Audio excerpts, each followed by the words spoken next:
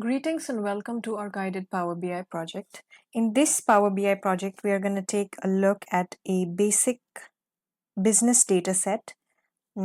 As our first and foremost step, we are going to download our data.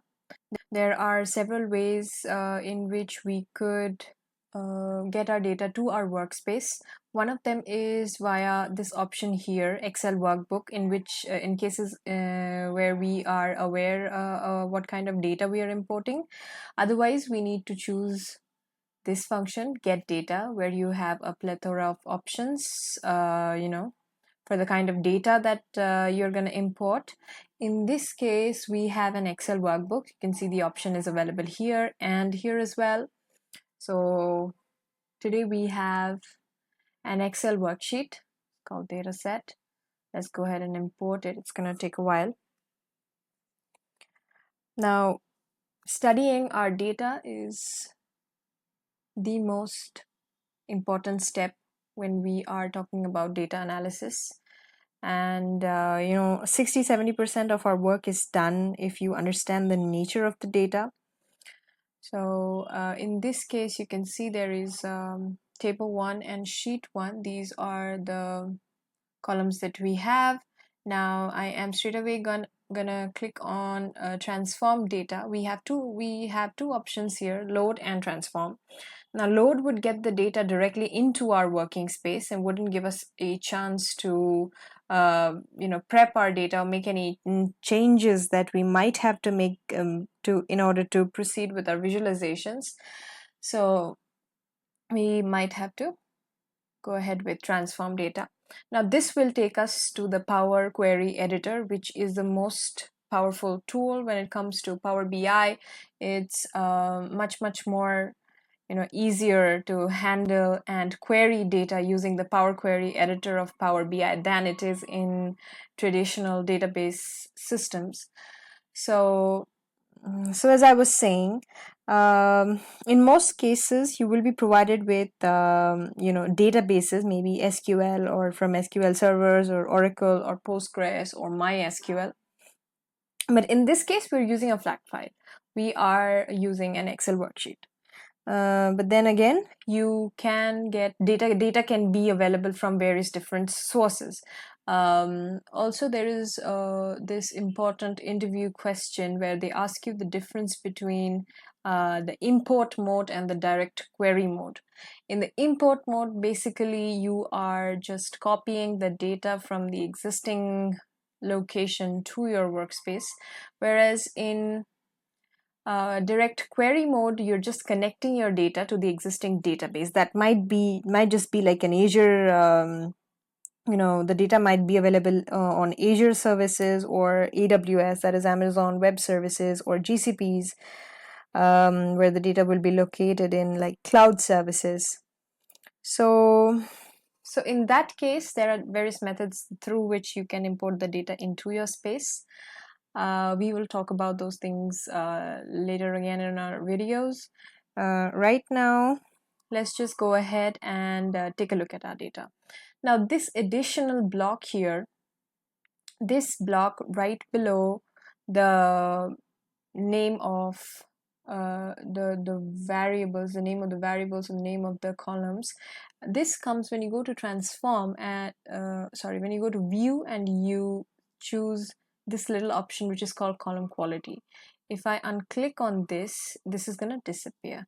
Now this is super important. It tells us what part of our data is actually valid, what part of our data actually consists of some sort of errors, or how many empty values that are present there. So as you can see from here, most of our data seems to be valid. There aren't any error or empty values. Now it's super important to keep a check of the error values or empty values, because sometimes it may happen that a particular missing value or an empty value has gotten replaced by an absurd value, which you might not notice when you are transforming your data. But later on during the visualization, you might see some weird representations, such as like a negative number or so, which completely defeats the purpose of our analysis, so we are definitely going to check on that. Now column number 15 here seems to be completely null, completely empty, and that is what column quality criteria also tells us. So we are not going to waste much time. Simply go ahead and get rid of the columns which have no data in them. So column 15, 16, and all these columns seem to be totally empty. So I will probably go ahead, select them all, and just get rid of all of these. So I would hit shift and select all of these and choose remove column from here. Now that is how we get rid of columns which are totally null. Now, in the process of transformation, we might come across, several problems that one may face with data. Okay, the type of the data could be wrong. This little icon to the left of the name of your column actually represents the type of data that is present in the column. So this is when you are loading your data into the system, into your workspace, Power Query automatically recognizes the type of data that is present in a particular column, but the recognition just might be incorrect. So we also need to take care of that, which we will do in our upcoming portion, where we're going to focus on prepping and getting our data ready for visualization. In this, we are just taking a look at the things that we need to keep in mind before we can go ahead with any visualization, because visualization is just like 30% of the work. 70% of your work is here in the Power Query, where you are prepping your data, getting rid of missing or wrong data. So also, when it comes to analysis, this particular data here has the region. This is particularly talking about a store, talking about the region where it is present, the country, the sales representatives associated with a particular sales, I assume, and their names, the gender, the age, the rank levels of the particular stores, okay, the ranks of the particular stores and the rank levels, I think, of the sales representative, the products that are being sold, also time is present. Now in some data sets, what happens is that we might not just have fact files, we might also have dimension tables. So where dimension tables and the time, a different table that has got our dates and everything merged together.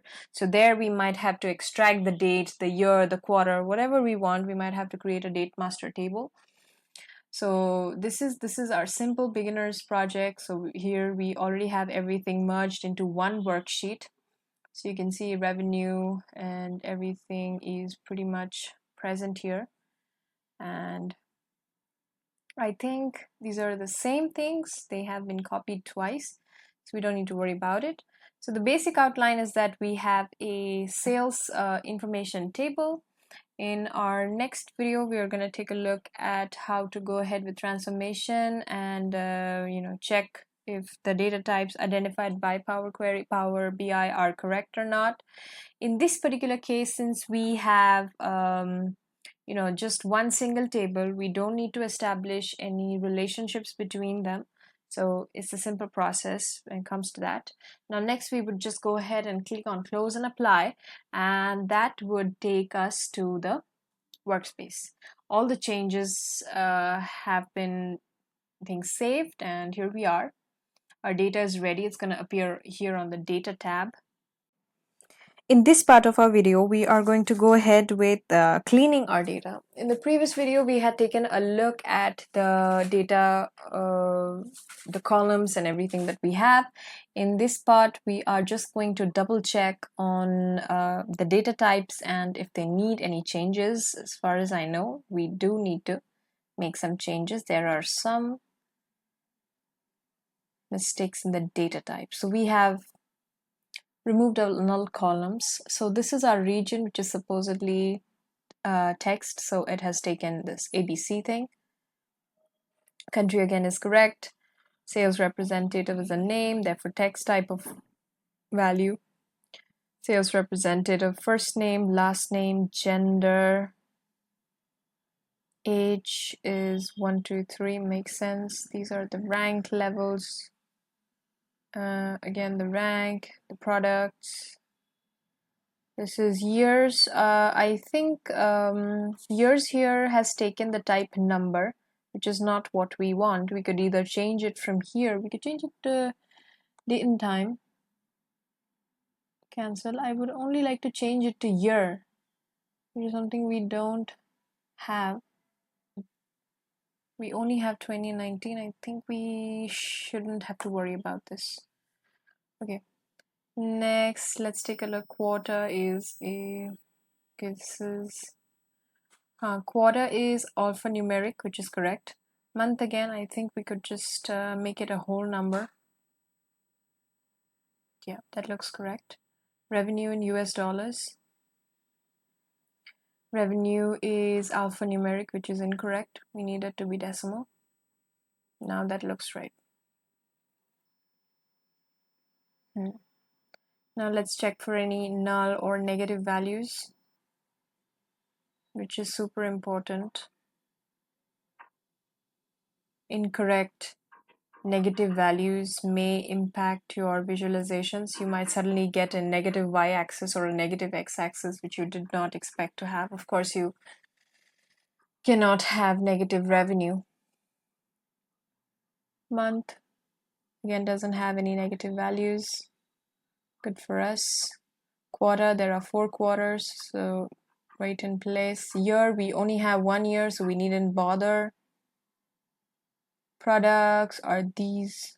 There are no null values here. Rank again is correct. So I think rest of it pretty much is correct. We didn't have to choose both.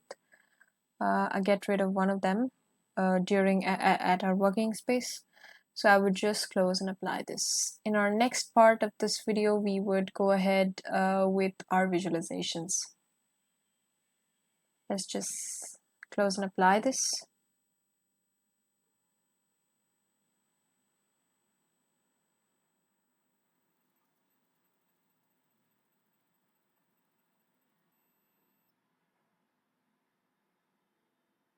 I think we could delete this from the model. There isn't much of a difference between the two. Yes. We just need sheet 1. Everything we need is present here. So in this video, we are going to jump right into our visualizations. The first thing that we generally do are create some cards, which are going to show us some really remarkable information about the data. So for cards, we mostly require some sort of DAX operation. The 4 cards which I have in mind for this particular project is the total revenue, the average revenue, the total transactions, and the number of countries where the store has a branch. So the first thing I'm gonna go ahead and do is create a new DAX. I think for the first one, total revenue, we just need to use summation of the entire thing. We could legit create some DAX, new measure.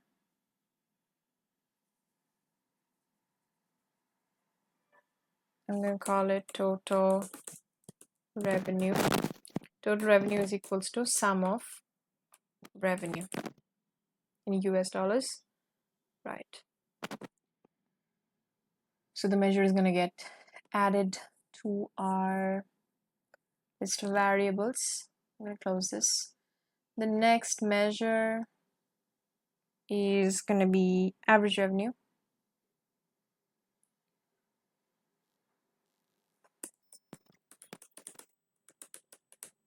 And again, I'm going to take average of revenue. There.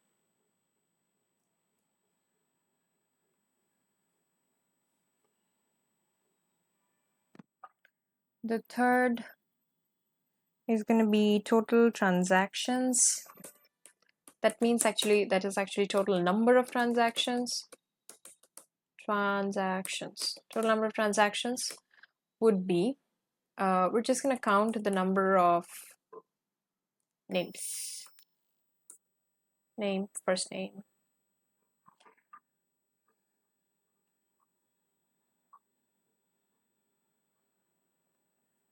I think that's it. And the last one is the number of countries at which the store is situated. Number of countries. Now here's something interesting that we're going to use is we're going to use count distinct count there, country. So it's going to tell us precisely in how many countries we are there, because if you look at the data, there is a repetition in the sheet stating in which country the transaction was actually made. So we don't need that. We just need to know which countries we are situated in. So as the first step, I'm going to add a heading to this. I'm going to call it sales analysis. Sales analysis.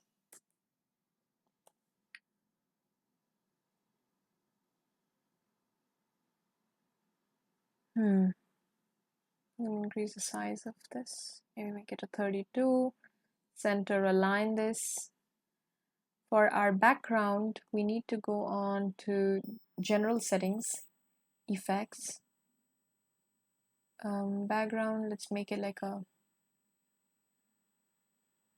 shade of brown or something.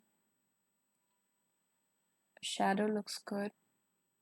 Transparency, increase it a little bit, I think, yeah. So this is our sales analysis table. We could also add a visual border to this. Right, looks good.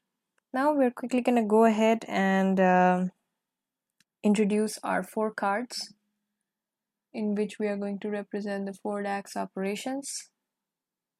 This is our first card. To this, I am going to add total revenue, I assume. Yes, total revenue is going to be my first card.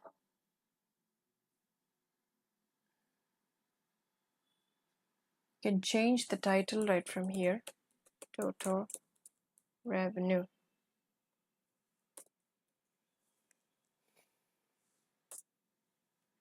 Total revenue is right here. It's 127.41 million US dollars. Now what we can do is add the same color to this. Add a visual border, the shadow, all of those things. And we could just copy and paste this since we have 4 cards. I think I got one extra. Yeah. Now the usual layout for dashboards is that the left side is usually left for slicers. Slicers, now what are slicers? Are basically small little drop down menus which help us segregate our data according to whatever we put into the slicer. Like if I put in the year, we could look at the visualizations based off one particular year, the year that we are selecting. So that's that. Now let's quickly go ahead and change all of these one by one. Total revenue, the next one is average revenue, and the third one is total transactions, total number of transactions. We're going to go ahead and change each of these titles one by one. We could also totally remove this and add titles separately from our format your visual option. So the last one I'm going to change, and I am going to click on number of, sorry, that was total number of transactions.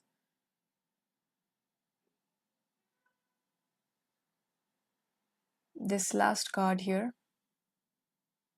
is number of countries. So it's present in a total of 9 countries.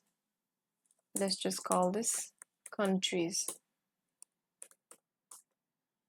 9 countries, transactions,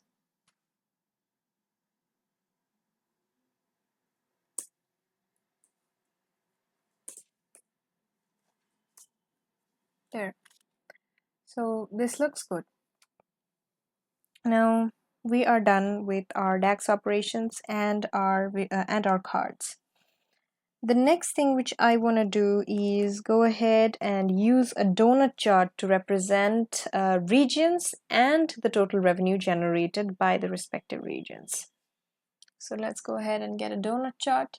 Now the thing about a donut chart and a pie chart is that, and super important to remember, is that these visualizations are used only when we are planning to represent categorical data.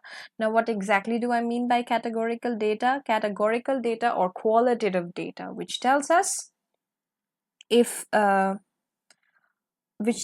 what category our data belongs to.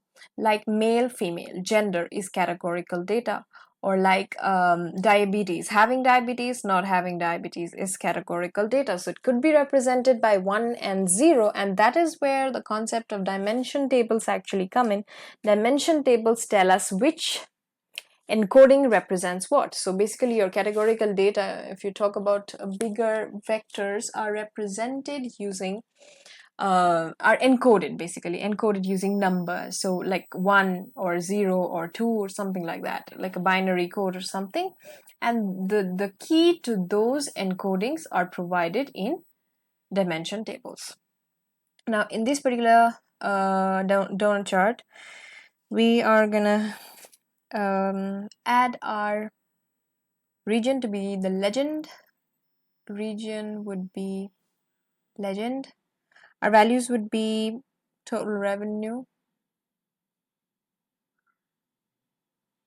right? And values and legends, and I think that's it pretty much. Yes. Now we will quickly go ahead and change the title from general settings. You can just call this revenue by region. Revenue by region. So the highest revenue, as we can see, is from Asia. Again, to the visual, the detail labels are on. We could definitely add some color to this visual as well. The title, we can go to effects and background. We can add the same color as we did in previous. Yeah, this looks too yellow, so I'm going to reduce the transparency. Gonna add a visual border to this, a shadow. And we could also actually change the color of the text and everything. We could make them bold. This is the title. I think this is enough for this one. We would change the color of these legends later on in the video. Right now, let's go ahead with visualizations. The next visualization which I want to do is a line and stacked column chart, and here we are going to represent the countries and their respective total generated total revenues, and our line chart is actually going to represent the average revenue. So we're going to take line and stacked column chart, this one.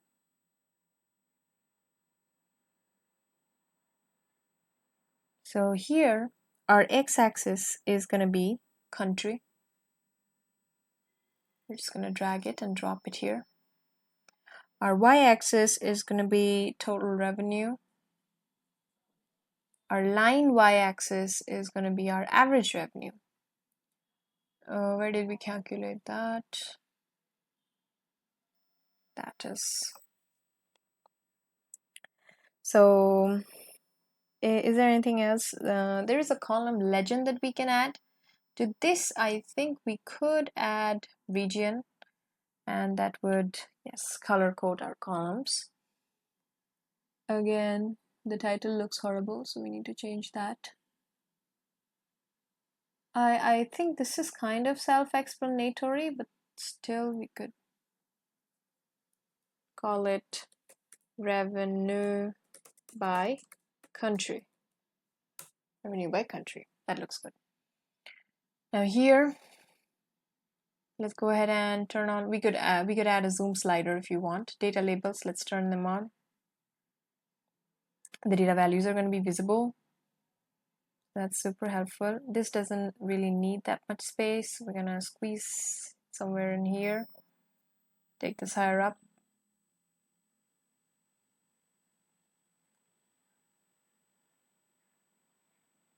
And we're going to go ahead with the usual formattings.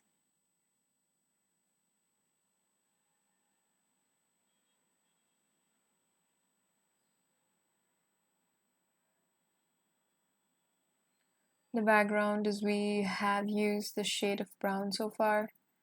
We'll do the same for this too. Increase the transparency. Add a shadow, a visual border. So this looks pretty good. So in this part we have learned how to write 4 DAX operations.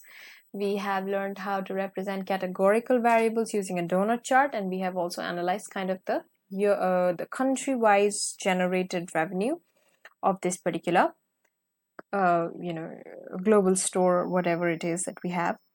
In our next video, I want to stress on tree maps, where I want to represent the total revenue, and the category would be rank of the particular stores.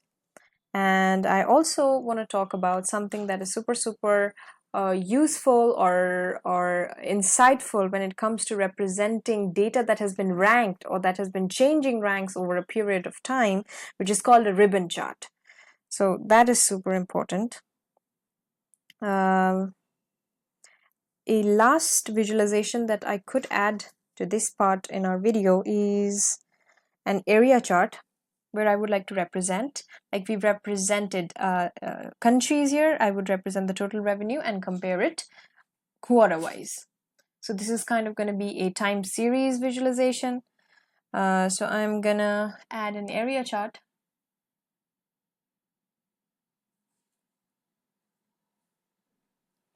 In my area chart, my x-axis is going to be the quarter, and my y-axis would be total revenue. There. So we have a quarter-wise representation of our data. As usual, we would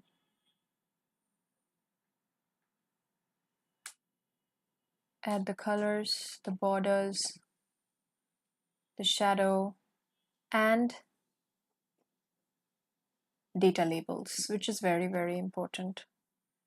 As you move this cursor, as you hover it over your visualization, you can see the quarter-wise representation of the total revenue. And one thing we need to do is change the title to revenue by quarter, R.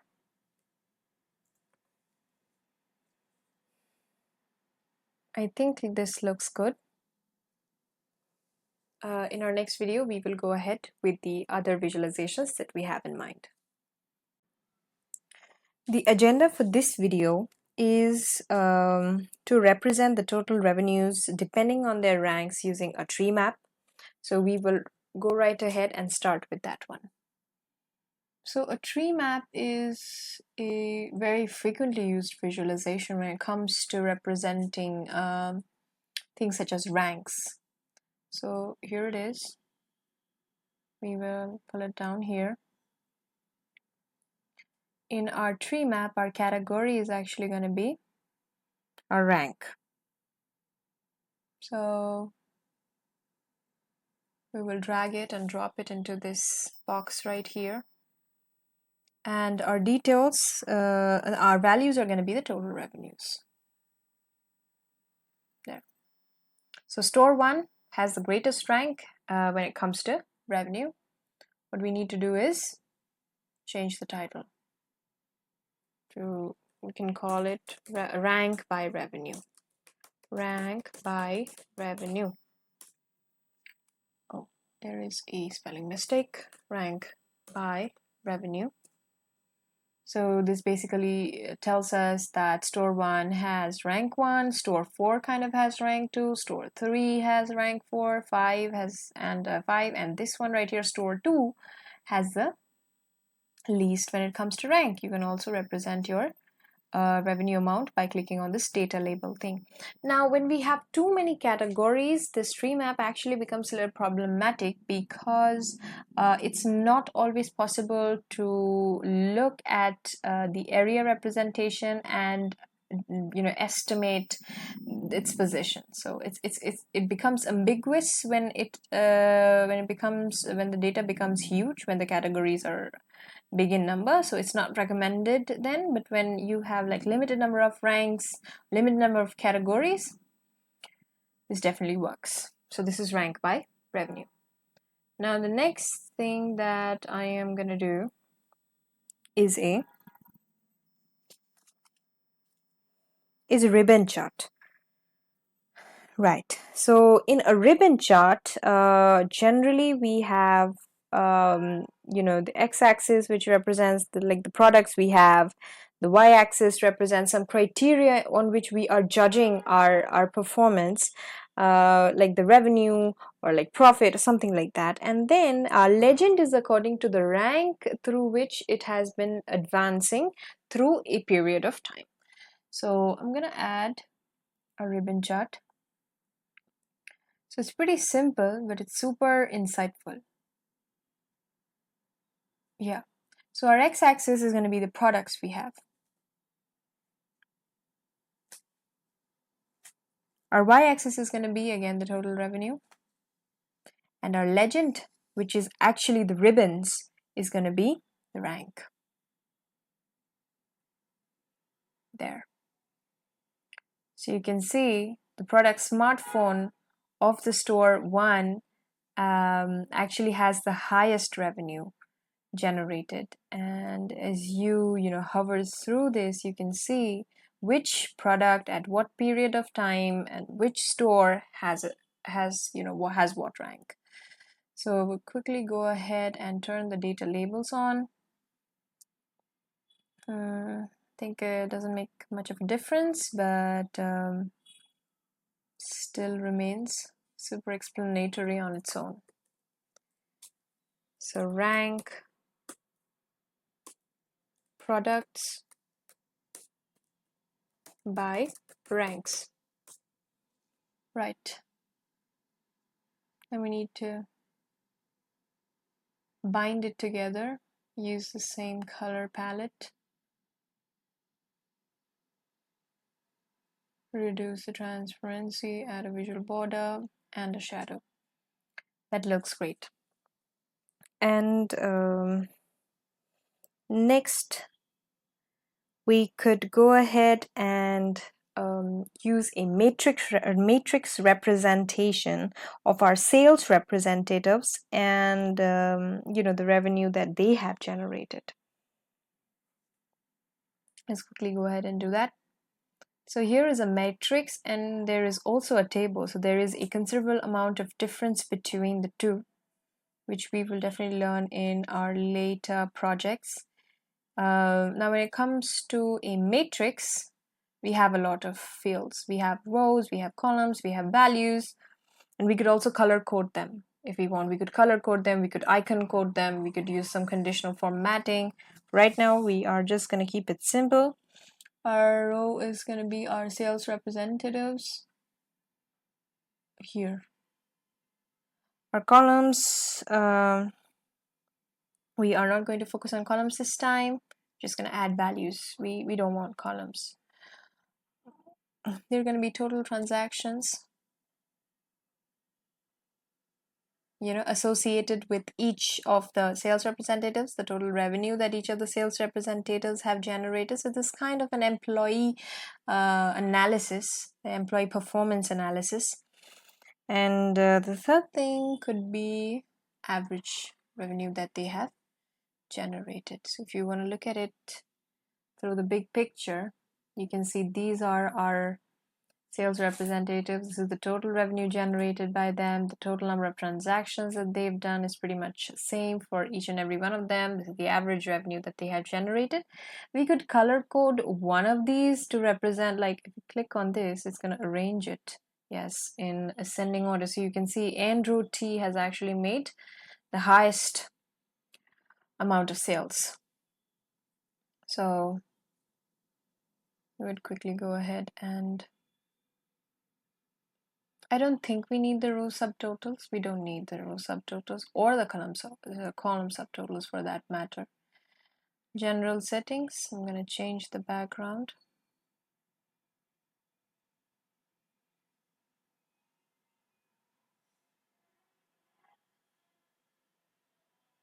Right. So this is our matrix representation. Now I will quickly go ahead and add our slicers, which is going to be the year, the quota, and the rank. Here we have our slicers. So the first slicer, I'm gonna create the first slicer and then I'm just gonna copy so as to maintain the format. I'm gonna add, let's say, year. In this case, we actually just have one year, but doesn't matter. Oh, we do have two. Great. Now you could change the format of your slicer from slicer settings under the general, format your visual option.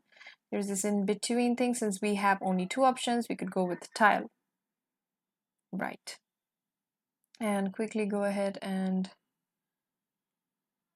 maybe choose a darker color.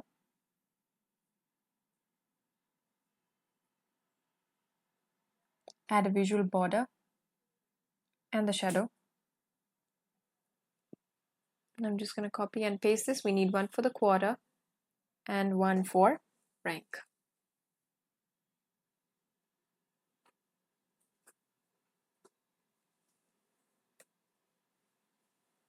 There. We've got two.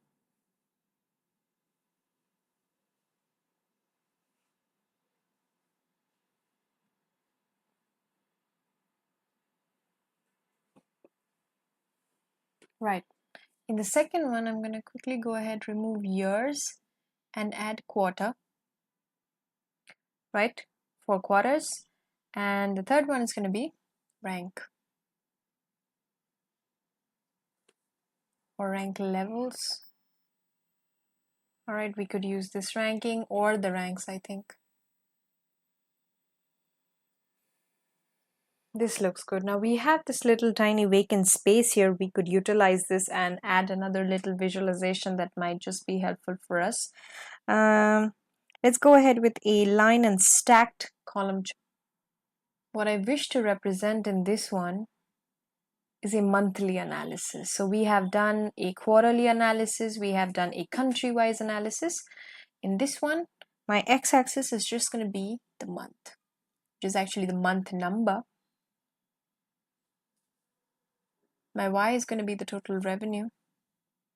And my line is going to be the average revenue. Is the same. It's the same kind of visualization that we have used for this, quarterly revenue representation or comparison.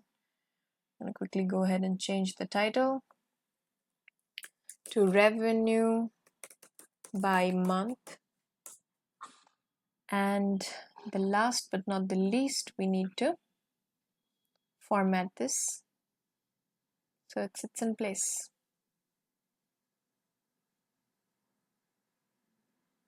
Now we could make a lot of cosmetic changes to this, make this look way better than it looks right now.